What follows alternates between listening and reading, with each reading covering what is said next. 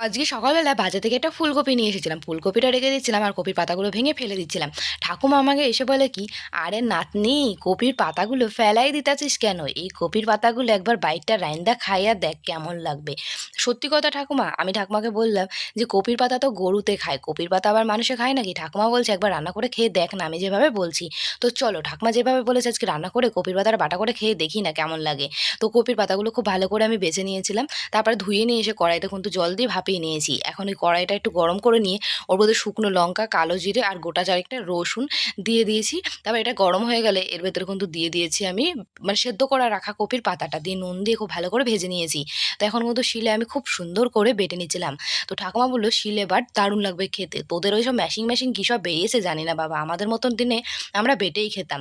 তো বন্ধুরা দেখো, এখন মায়ের জন্য খাবার পাঠাচ্ছি আমি দোকানে কপির পাতা বাটা দিয়ে। সত্যি কথা বলতে কপির পাতা বাটাটা আমাদের কাছে কিন্তু খেতে দারুণ লাগলো।